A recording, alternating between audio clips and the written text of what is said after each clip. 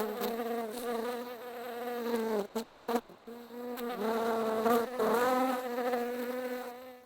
there, everybody. In this video, I'm going to show you how to properly use Hive tools. Hive tools are one of the many tools of the trade, but one of the main tools of the trade. And one of my biggest pet peeves with new beekeepers is improper use of a Hive tool. For those of us that have served in any kind of military capacity or worked in the trades, you know how important using the right tool for the right job is, and using it properly. And so just like any of those other things, you need to understand how this tool works and how to use it properly. And that's what we're going to cover in this video. All right, folks. So these are the Hive tools that we're going to cover today. These are the three major Hive tools that are utilized in the beekeeping industry. Now, there are variations of each one of these, some that are shorter, some that are longer, some that might have padded handles, but they all are essentially the same concept as these three tools. And so I'm going to cover how to properly use each one of these as you're working a beehive. And it's super important because if you misuse these pieces of equipment, you will damage your beehive equipment. And so you need to make sure you're using these properly. Not only that, you will also make it a lot easier on the bees if you're using these tools properly. So let's go ahead and start with describing each one of these. The first one of these is the standard Hive tool. Now this is the Hive tool that pretty much everybody kind of starts with. It's kind of the industry standard, and it's got basically a couple different functions to it. So each one of these Hive tools serves both as a pry bar to separate boxes, but also to separate frames and help assist you in pulling them out. So let's take a look at this. This particular Hive tool has one sharp end and one curved end. Now the sharp end is the end that you use when you come up to a beehive and you're breaking apart boxes at those corners where all that propolis is. You use the sharp end for that. You also use the sharp end for things like cleaning up burr comb on the top of a frame. So if you have comb that's being built on the tops or bottoms of the frame, you can take that sharp edge and you can scrape it right along the top of that surface and get all of that off. Now, the other side of this is the hooked end. Now, the hooked end is for working inside the beehive. This particular end, the sharp end, you are not going to be using in the beehive. And let me show you why. So this curved end is specifically made so that you can break apart the propolis seals on frames. And the way that you do that is you insert this piece near the edge of a frame and you turn it. It's that simple.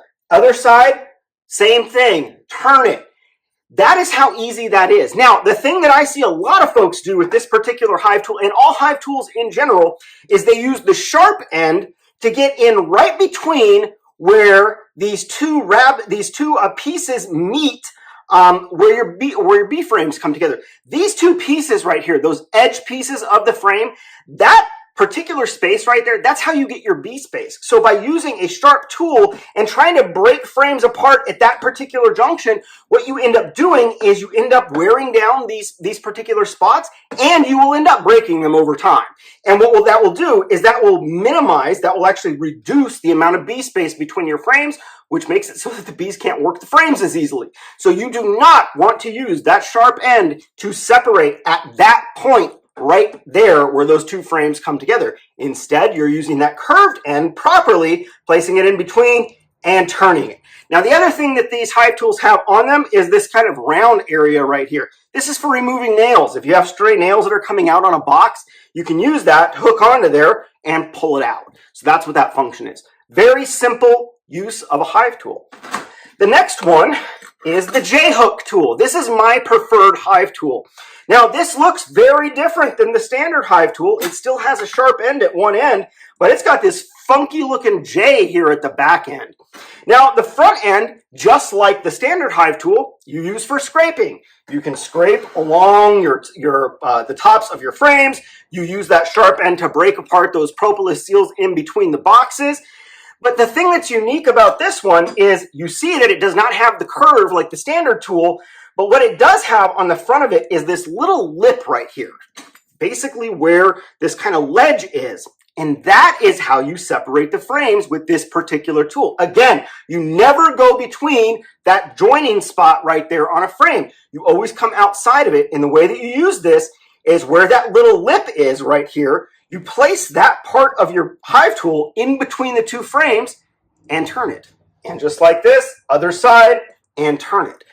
That is how you break apart the frames using the J-hook tool. Now, the nice feature and the thing that I really love about the J-hook tool is it offers you one more step of support, and that's in actually getting the frames out. And the way that you're going to do that is you're going to take this J right here, and you're going to slip it in between the Hive body itself and the frame.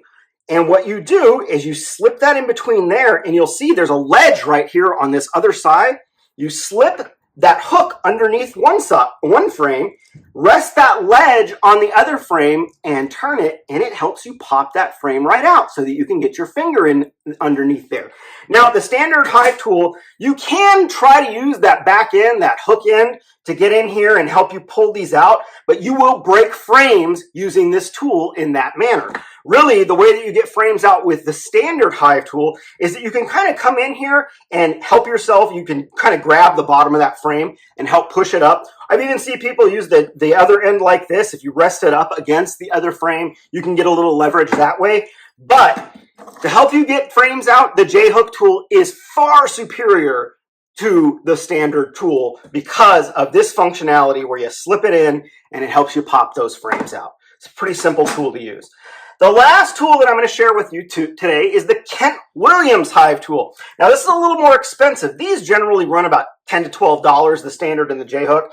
This one you'll probably end up paying about 20 bucks for. Now, the difference between this one and the J-hook and the standard is it essentially incorporates the technologies of both into one Hive tool. You still have the sharp end that you use to break apart break apart boxes and to scrape the tops and bottoms of frames with. You also have that hook, hook tool here at the back end. That is where you're going to be separating frames from one another with those propolis seals. But then it also offers you that handy dandy J function, and you do the same thing with this particular tool. You slip that J underneath the ledge of the frame and then rest that back end on the frame next to it and pops right out, just like so. This is the simplest way to use these Hive tools properly. The big thing that you will notice is by using Hive tools properly, it'll make it easier on the bees. Your equipment will last a lot longer. I cannot tell you how many, I've been doing this for 15 years. I can't tell you how many people I've seen breaking frames by improperly using Hive tools. Learn how to use these and learn how to use them well. The other thing I'm going to tell you, just as we're kind of doing this as well, is that when you start working boxes with your Hive tools, you always start from the outside. And so, like I was just showing you in all these demonstrations, we start from that outside, pull that outside frame out, and then work through the colony. Now, we'll cover this in more detail in another video, but that's essentially how you're going to properly use these Hive tools. I sure hope you enjoyed this little instructional video, and we'll see you at the next one.